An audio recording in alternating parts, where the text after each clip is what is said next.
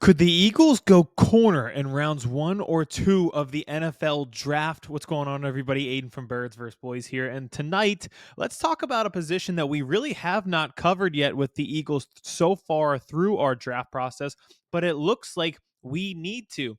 The Eagles have had 4 top 30 visits of their 20 with cornerbacks. That's 20% of their top 30 visits with corners. It's a position that we really haven't talked about a ton because we've believed in building through the trenches, and we've talked about edge rushers. We've talked about defensive linemen, and then who's going to play right guard, all of these different things. One of the positions that's kind of flown under the radar is cornerback. So with the amount of visits coming in for corners with the Eagles, let's take tonight, break them all down, talk about who they are as a player, what's to like, what's maybe not to like, why they'd be a good fit with the Eagles, and just overall, with one of these guys, do we think that the Eagles could draft them in rounds 1 at pick 32 or round 2 at pick 64, or little trade action? So we'll get into it. There's 3 guys here. The USC corner as well.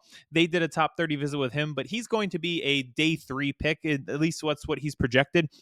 So the other 3 guys are expected to go on days 1 or day 2. We'll focus on them primarily tonight. The first one that I want to start with is Maxwell Hairston. And I'll be honest, we're starting with him because he is my favorite of the 3 that we're going to go into tonight. He ran a 4.25 40, blazing speed. He had the fastest 40 time of any quarter, so what's not to like there? With that, you know that term that commentators like to throw around on the games is like, oh, he stuck stride for stride with the receiver. If you're running 4.2 speed, they're sticking stride for stride with you, and you actually see it in some of the games that Hairston plays. It's kind of funny to see that speed in real time. He, like, the receivers seem to be catching up to him almost on some of these deep balls. There's 2 deep balls actually against Texas where it looks like he's going to be beat, and then he recovers well because he has that closing speed. And it's these situations where it's one-on-one deep shots against really good, talented wide receivers too, and he closes on it quickly. It goes from, I'm thinking there's a deep ball over the top in that game. You watch back and you think, oh, surefire, Texas touchdown, shoot the cannons off. Matthew McConaughey's throwing the hook 'em. All of a sudden, Hairston's there. Whew, good. So he's a really, really interesting prospect in that situation because you cannot beat the speed that he provides to you at that position. You think he's going to be beaten over the top a lot, and then he's not, but then it goes the other way too, where I think quarterbacks don't anticipate his speed. There's a play against Ohio where it's just flawless cornerback technique, flawless footwork. He gets into a back pedal, immediately breaks on the ball. Quarterback is late, immediate pick 6. Like, you can see it before the ball is in the air. He's about to break on it, breaks perfectly, pick 6 the other way. So he's just a really long, rangy guy, great stride. It was honestly a lot of fun to watch. He didn't have a long season this past season. He got hurt, and I want to touch on that a little bit because that could be the reason for the knock on him if there is one. But in the games that he did play, he was very productive. Over the past 2 years, he was a 2-year starter there at Kentucky. And in those 2 years, what I like the most when you go back and watch his best games, they came against the best talent. So this past season against Georgia, what was the final score of that game? 13-12. He really locked down the Georgia wide receivers. I just mentioned having some good plays in that Texas game. That's a really high, potent offense. A year ago against South Carolina, he had a really good game. Who are we talking about there? Guys like Xavier Legette were on that team. So that's NFL first-round wide receiver talent that he was going up against last year, and ability to play well against them. Doing your best work against the best talent is a good sign for productivity to come. That's what I really liked about him. And again, I thought it was just really fun to watch. And also this other game, Louisville, the quarterback for Louisville, he's going to be a draft prospect this year. I thought that was one of the best games that Maxwell played, at least what I saw on the tape, because he could show off all the variety of things that he did. There's a play in the back of the end zone where he has it covered pretty well. The quarterback, again, a guy who we project to probably be taken in the 3rd or 4th round of the NFL draft at quarterback, thinks he can get it over the top, but Hairston is able to get his arm up, bat it down in the end zone, 3rd and goal, let's keep playing. So plays like that really stuck out on tape. And again, doing your best work against the best players. So he is pretty wiry, pretty skinny, as you can imagine. I think he's 6 foot, and he's 183. So if you're watching me on YouTube, thank you so much. Thank you so much. And we appreciate you subscribing or watching this video. I'm about 183. I like to think that my defensive players on my favorite football team are not the same size as me, because no one's going to be asking me anytime soon to strap a helmet on and go get after it and tackle running back in the gap. So that's a little bit of a point of concern for him.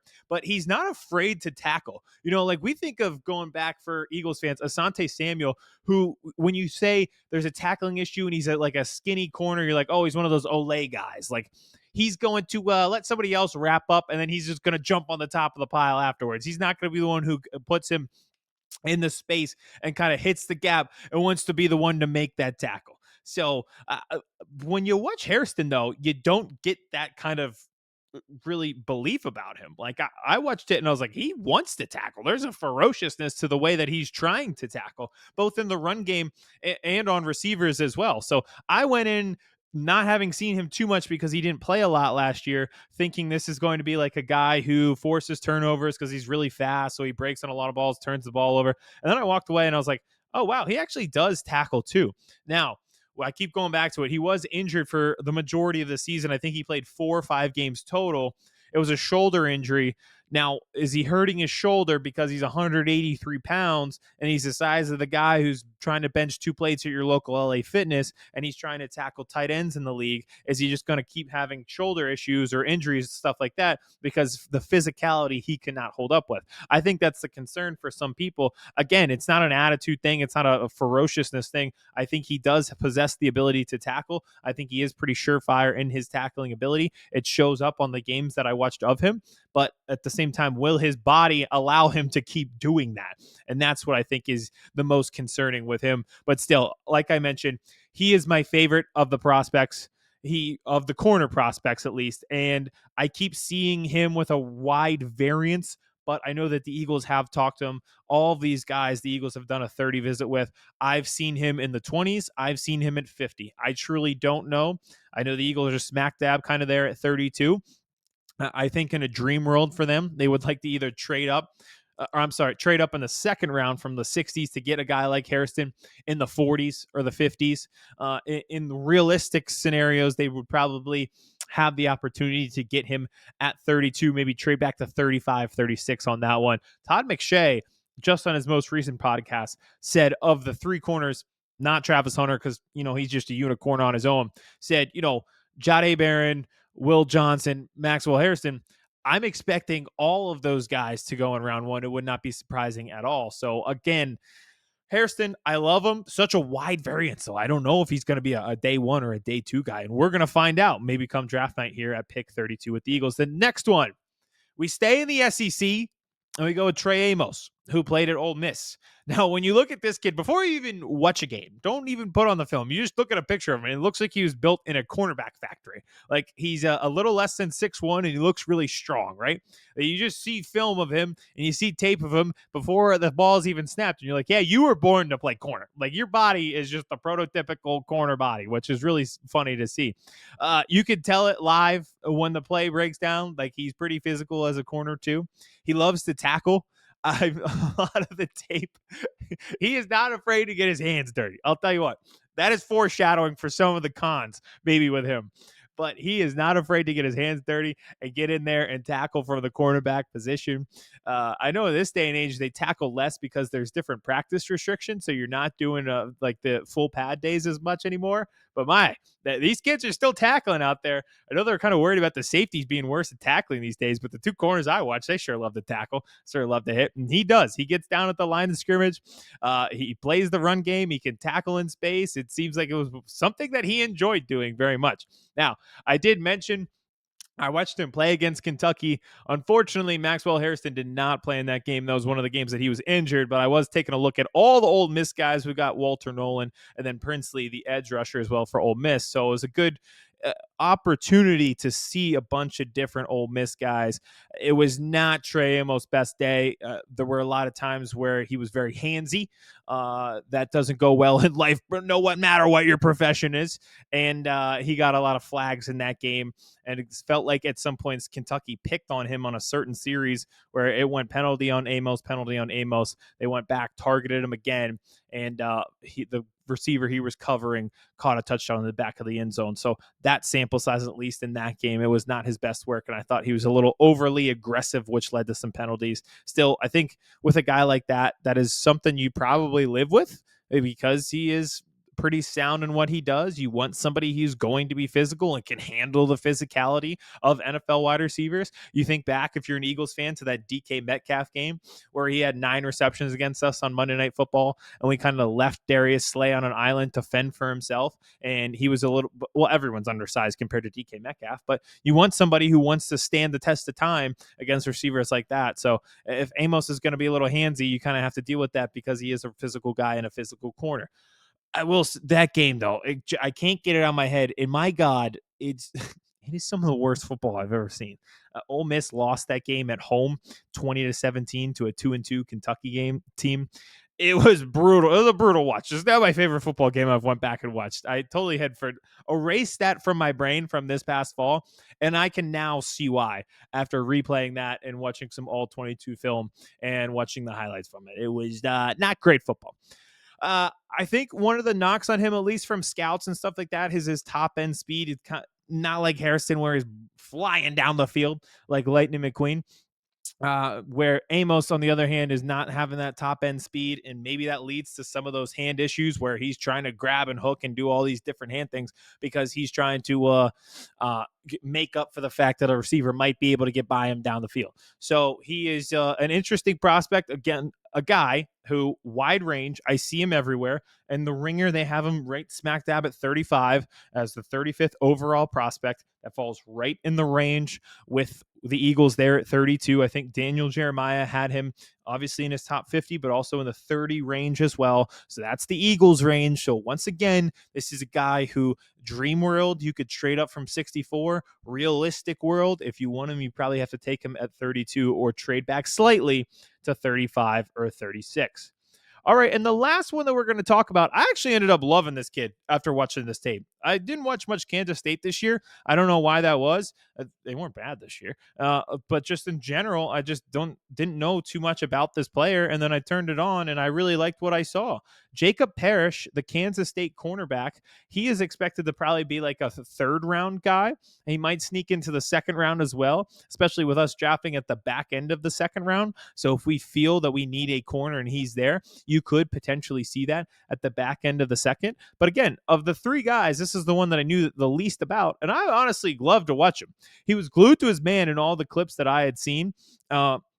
I think he's a little bit undersized, which is the knock on him, which is why he dropped. And it has to be the only knock on him, because when I'm going back and watching Kansas State games and watching Kansas State snaps, aside, he does very much look like the smallest player on the defense, but he does not hit like the smallest person on the field. If this were the Transformers, you go in thinking he's Bumblebee, and then he hits you like he's Optimus Prime. It was really interesting to watch. He lays the hammer a few times.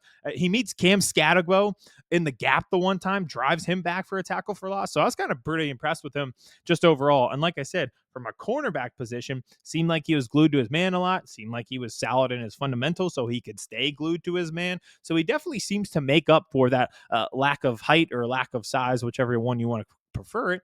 He's been playing his entire career. So this is a really interesting stat to me. He was a freshman starter, and he played special teams as well. So for the Eagles, if they do believe in him, he could follow a similar route as the Kaylee Ringos, where they play special teams. And then once Kaylee is off his rookie deal, then Jacob Parrish takes over in his role into becoming a starter. So maybe he starts as a special teamer in year 1 for the Eagles and then moves on to become the reliable starting corner for the Eagles down the line. I don't know how they project it, but that was something interesting to me, that he was a starting corner and a special teams guy from day 1 there at Kansas State. Oh, and another thing that I wanted to mention, going back to his tackling, because I just think the size is the only thing that's holding him back from being day 1 or round 2. And he cut his missed tackle rate in half this past season. So when I'm looking at things, I could tell on tape that he cut it in half. Trust me, he plays physical. Now, I just went over all 3 of those guys: Maxwell Hairston, Trey Amos, and then Jacob Parrish. And here's the name that probably matters the most. None of those. It's Kaylee Ringo. how do the Eagles value Kaylee Ringo? Because the way they value Kaylee Ringo tells us how much they're going to value the corner position on draft night. Do they believe it is a position of need, or do they believe that Kaylee Ringo is capable of being your CB2 come week one? They unveil the banner. It says 2024 champs, and then we get this show on the road. Say you're playing the Rams or you're playing the Lions. Is he ready to take on those responsibilities and be on the field with the starting 11? If they do believe that, I think that they have to pivot to other positions of need. Defensive tackle, edge rusher. Maybe even I brought this up the other day and it wasn't received too well, but I thought it was an interesting point. It wasn't my point. I was making somebody else's point that Mason Taylor, the tight end from LSU, could be a possibility. He's Daniel Jeremiah's 32nd on the dot overall prospect there. So is tight end something that they value? Because the verbiage what comes out of this front office is doesn't seem like Dallas Goedert is going to be on this team this year. So do they go tight end as well? Are all of those a larger position of need than corner? It all comes down to the belief system that they have in Kaylee Ringo. I have loved Kaylee Ringo since we were doing draft shows about him coming out of Georgia. I loved when they traded up for him in the 4th round. If they do not believe that he is ready, I think corner is elevated to the level of need that edge rusher might be, defensive tackle might be. And again, all of these are in theory positions of need just numbers wise, because you lost 2 defensive ends, you lost a defensive tackle, and you lost 2 corners. So numbers wise alone, you start to have to make that up somewhere in drafting these guys. But in terms of talent, if Kaylee Ringo is your special teams ace and that's what you see him as, then corner skyrockets up the list of what the Eagles need to do on draft night. And hey, maybe they are telling us that, because the reason I wanted to do this video is because the amount of corners and safeties they're bringing in for top 30 visits seems to be tipping a hand a little bit in terms of what the draft strategy might be. So that's it on those 3 guys. Feel free to comment which one you like the best, or tell me, hey, I like none of them. I like 3 edge rushers better than any corner. The Eagles should go that route. I do appreciate it all. Thank you to everybody who's subscribed so far through our draft coverage. There is many, many more to come. We're going to take a look at day 2 and day 3, or round 2 and round 3 guys, depending on how you want to look at it, and other positions of need as well. So appreciate it all, and we'll talk to you guys soon. Chris Hansen here, and I'm going to need you all to take a seat right over there and check out Birds versus Boys. I think you're completely right here, and I hate it. Yep. Hey, idiots. Stop doing dumb things. I got 2 phones. Upside alert. Upside alert. I might go insane. I think you're already there. There's no hope. Hope is gone. If this was an AFC North podcast, we'd be done in 15 minutes. Bob Hope. I'm going to drink bleach. That is? Be the team you promised me you were going to be this year. This is the Consciously Hopeful podcast. I'll be watching.